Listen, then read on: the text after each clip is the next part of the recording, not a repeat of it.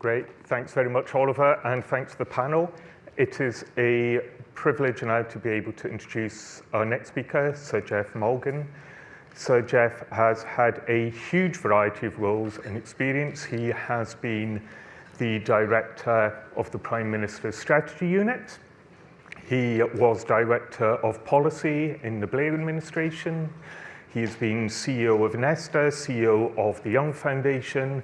He co-founded Demos. I am sure there are a variety of other roles he has had that I have completely forgotten about at the moment. His most recent book out is How to Reignite Social and Political Imagination, Another World is Possible. Please check out the Hoover app. You will be able to find a discount to his book there. At present, Geoff is professor at UCL. He is continuing to do a lot of work on social and collective intelligence and is an expert on the matter of collective intelligence, which means that I am very, very much looking forward to what will doubtless be Sir Geoff's next work, which will presumably be entitled, I Imagined I Knew Everything About Collective Intelligence Until I Attended the Social Research Association conference. And I will leave it up to you to decide whether that would be a positive book or a negative book. I will now hand over to Sir Geoff.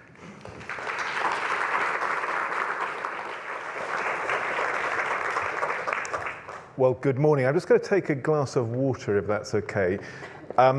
In fact, the book I'm working on at the moment is on collective stupidity, which turns out to be a much hotter topic than collective intelligence. I think people have sort of given up on collective intelligence. Anyway, thank you for having me today. Being here is one of the rare occasions I impress my children, because my daughter just finished a course on social research methods, and my son's decided he wants to be a doctor. So I sort of hit two in one go just by being here before I even open my mouth. What I'm going to talk about is summed up really in that title. As you say, I've been involved in doing social research, quant and qual, commissioning it, using it. One of the courses I actually now teach at UCL is on AI in government, where we look at many of the things actually fascinatingly talked about over the last hour or so, but including things like AI for evidence synthesis, the use of personas for policy design, the use of AI for innovation, the use of AI as sort of red teaming, a whole array of methods, but which we also have to teach our graduate students how to be super critical and skeptical of everything as well. So it's getting that balance of enthusiasm and skepticism, which you were talking about, is key. And I think we are now, in some ways, in a golden age of research. The methods available are extraordinary compared to the past. But that's why I'm not going to talk about that at all, but talk about something quite different, prompted by this, which is a couple of miles north of here, Karl Marx's grave. He was a social researcher and did quant research, sitting in the British Library and elsewhere. But he said, the philosophers have only interpreted the world in various ways. The point is to change it. And I want to really focus on a thought summed up by this very simple 2x2. And the way I'm asking all of you to think about where your work fits between, if you think of one axis as how much you're essentially doing diagnosis or analysis of the facts, the present, and how much you're doing prescription. And is that diagnosis incremental? It's about sort of the state of things and the near term. Or is it radical, looking 10, 30, 100 years out? Remembering children born in this year, many of them will live to 100, so that's not such a crazy thing. Or are you doing long-term prescription? Now, if you look at the medical world, we're on the Royal College of Physicians, a doctor obviously is only any use to you if they both diagnose and prescribe.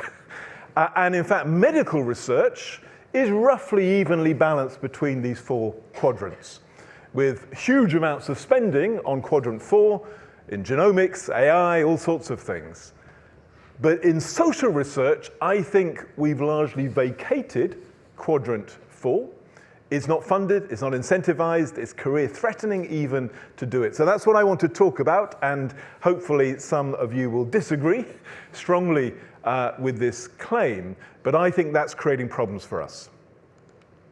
Now, there are many data points which may help to explain why this has happened. This is, I don't know, you read John Murdoch and the FT, who does wonderful sort of data syntheses, and this is one of the ones he did, looking at just words used in books in the last 400 plus years. And in the last sort of generation or two, as you see, a big shift away from progress and the future towards fear, anxiety, risk, etc. That's part of our world. If you ask parents whether they think their kids will be better off than them or worse off, in many countries, Poland's an exception because they had a pretty bad 20th century, but in many countries, including this, and probably most of you who have kids, expect your children to be worse off than you. So it's 70-23 in the UK, France totally pessimistic about the future. That's maybe just their national character. I won't make any more generalizations. But we are in this weird moment, which is different from most of the last 200 years, where a sort of deep pessimism is ingrained, and it's in our culture. We can see ecological disasters very easily. We can see technological futures of AI and robots and drones, like in flying cars. But if you ask people to picture, what could a welfare state look like in 2050? What could our democracy look like? What could care look like, or the family? Even very well-informed people struggle to give any answers to those questions. And there's fascinating research, again, looking at sort of how people are talking about things, which show this sort of weird spike in about the last 20 years towards these rather strange emotions in our worldview, catastrophizing, overgeneralizing, and so on. So this is quite a challenge, I think, for social research in the mid-2020s. There are many counterexamples, and in the book you mentioned, which comes out in paperback in a few weeks' time, I look at those social scientists who merged the two sides of Marx's thing, interpretation and change, analysis and prescription. Florence Nightingale, founder of modern British statistics, you could say. People like Eleanor Ostrom, who won the Nobel Prize, the first female Nobel Prize winner in economics. Amartya Sen, Jeremy Bentham, whose stuffed body is in my university. Keynes, Rona Rappaport. There's a long tradition, but if you ask people now, I found that almost all academic social scientists under about 40, 45 say they cannot do that. It will be career-threatening to work on possibilities for care in 2040, 2050, as opposed to analysis of the past and the present.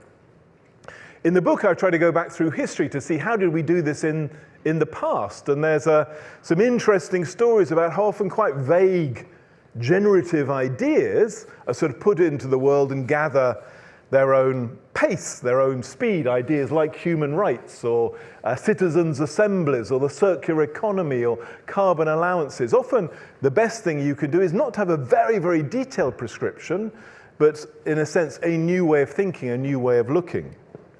There's a great history of utopias, going back thousands of years, really, to Plato. And in the 19th century, these played a very big role in social research. Some were huge bestsellers mapping out what societies could look like. But they've almost disappeared since the 1960s. They're dramatically more dystopias than utopias. And I try and explore why maybe they don't work anymore, or what would a modern utopia look like, which could help us think 50, 100 years ahead. There's a history of creating places to be the models of the future society. In the middle there is, New Lanarkshire, Robert Owen, who invented really the cooperative movement and actually did it in reality through factories and schools. He then tried to create a utopian society in America, which was a total disaster, which is what often happens with ideas. They work in some contexts, not in others. And there's a really interesting recent disaster pictured there, which was Google's attempt to create a new model city in Toronto, based on data and sensors and AI, and it was a total flop in interesting ways. So that's another kind of place to see social research and design integrating. My family comes from New Zealand, so I like to see New Zealand as a pioneer nation.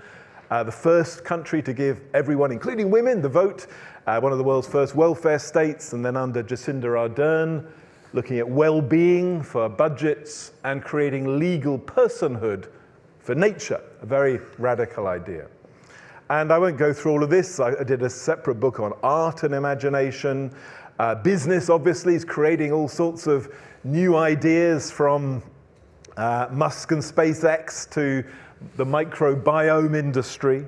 And there's a lot of happening around the world in public innovation, like India's Aadhaar, the biggest public innovation project of the last 15 years, over 1 billion people with biometric IDs, which has helped take hundreds of millions of people out of poverty, and is probably going to be copied in this country next year, actually.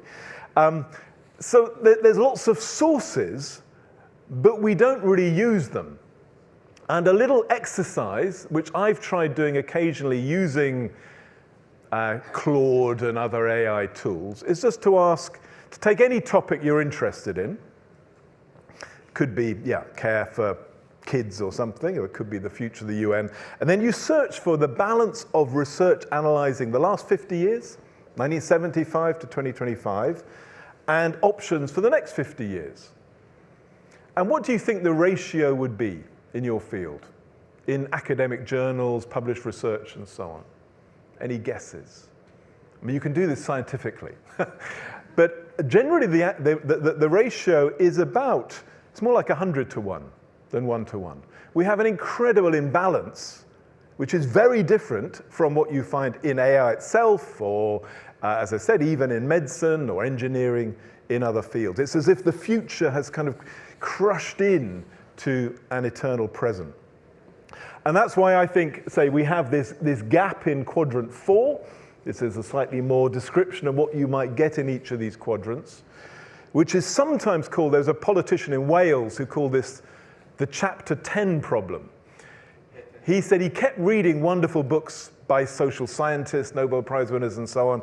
9 chapters of fantastic diagnosis, and then a feeble 10th chapter offering a few vague ideas about what might be done about it. And this is very common. If you go into a bookshop, you will see lots of books with the chapter 10 problem. So what can be done about it? Well, there are lots of methods we could be using more often. So there's a huge literature on how to do creativity in the arts, in science, in technology. It's a great, The Mystery of Picasso is the best film on this, and art, and Edison's trying out 10,000 materials to find light bulbs is probably the best example in technology. And what's fascinating is in most of those fields, they realize to get to good ideas, you have to have lots and lots and lots of ideas, hundreds. And yet within governments and in universities, there's usually analysis of 2 or 3 options. And then you do a cost-benefit analysis or whatever. The idea that to get to good ideas, you have to really multiply loads and loads is very alien in, as I say, academia and public policy. There's also, I think, not much understanding of what the relationship is between what I call the architectures of imagination. I won't go into this in detail, but which often start with a high-level ethos or vision, like a zero-waste economy, let's say, create out of that some generative ideas, which then create domain-specific ideas, transport, the home, the city, and then thicken out with real examples, experiments, and so on. And I'll just put there some examples of these.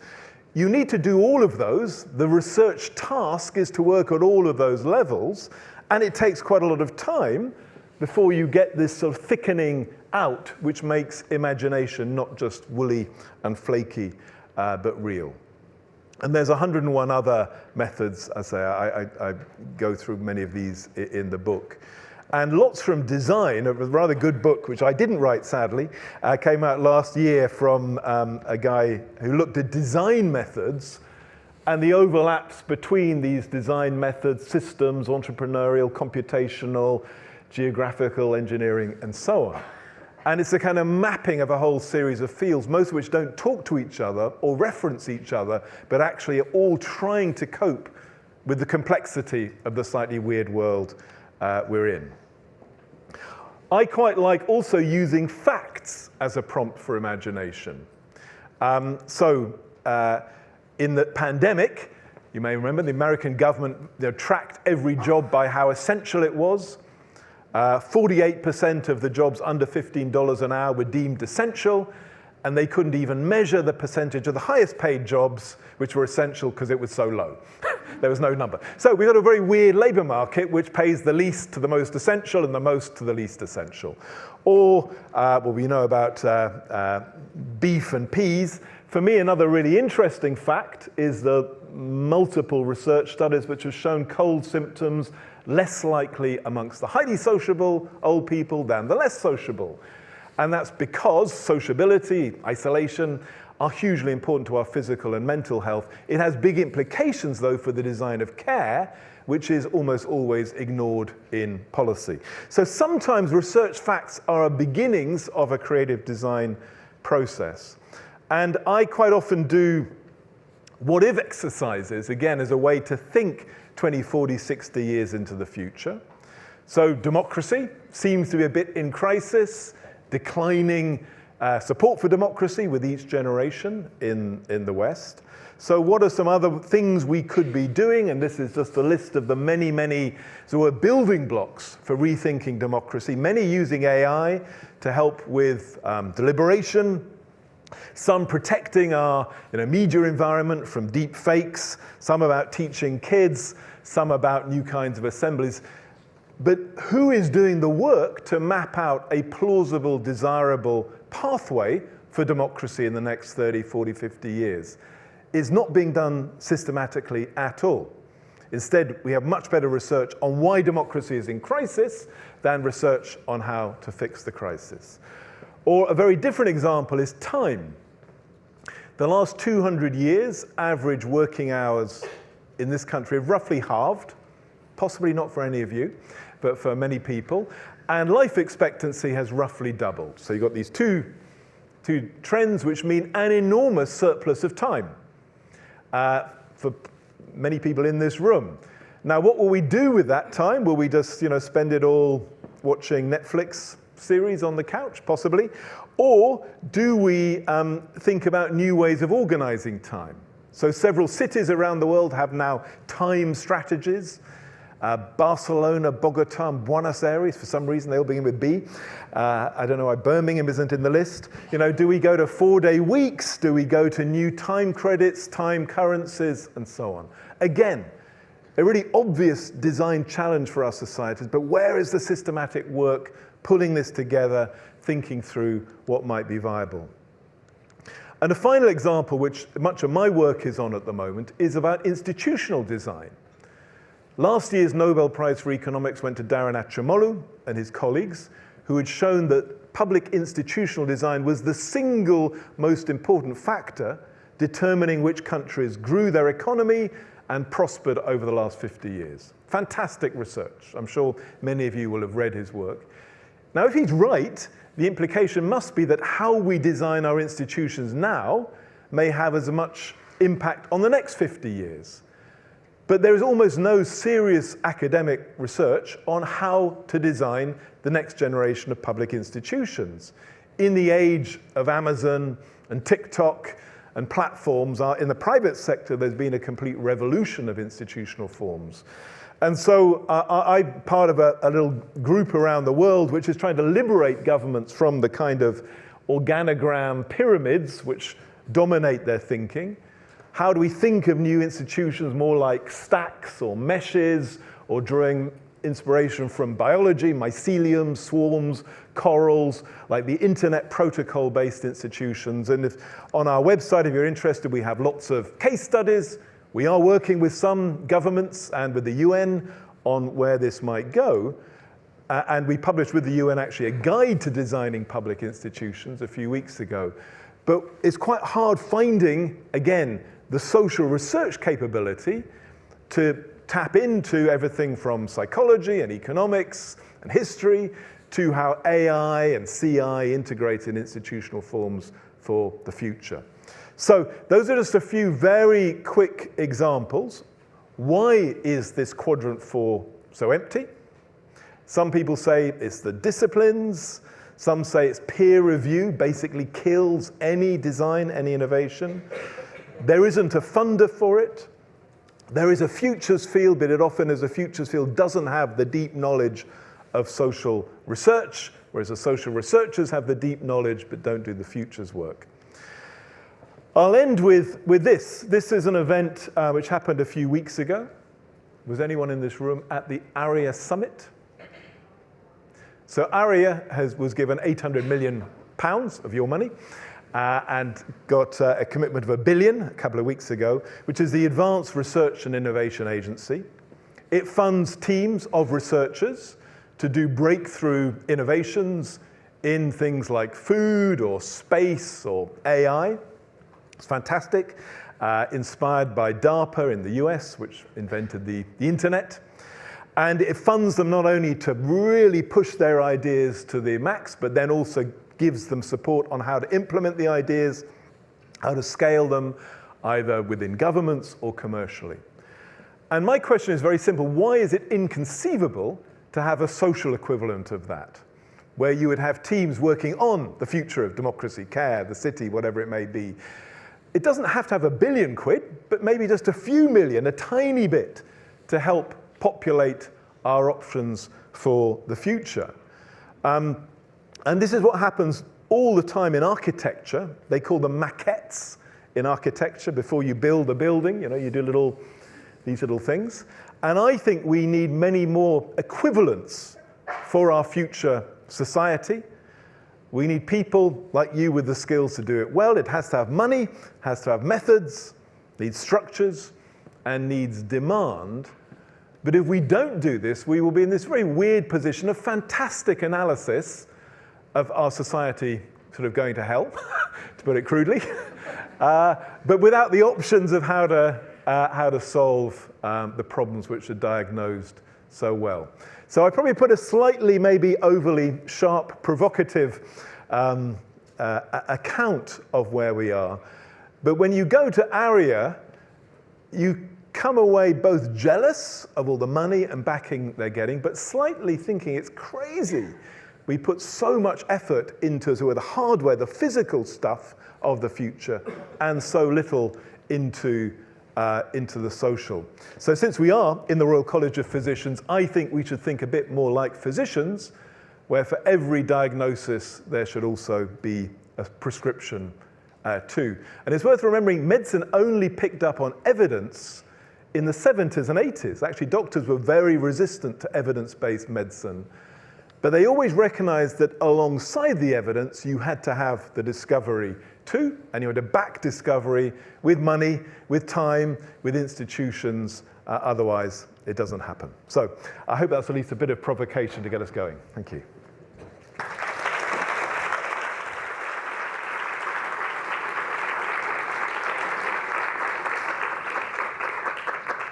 Excellent. Thank you, Sir Geoff. Thank you all for loads of questions. Again, I've sort of summarized these a little bit. And one of the ones that was coming up a lot was around some of the sort of reasons for the situation that you've diagnosed. And I think there's a sort of interest in hearing a bit more about some of the sort of background reasons for this. So the reasons for a risk-averse landscape, questions around whether it's linked to the fact our political system has regular changes in administration or general short-termism. I'd like your answer to that question. I mean, I've interviewed quite a lot of people about that question. Some say it's a funding issue. I mean, the ESRC does not think it's actually its role to do the sort of stuff ARIA does. So it strongly understands the research bit of ESRC to be analytic, diagnostic, and so on.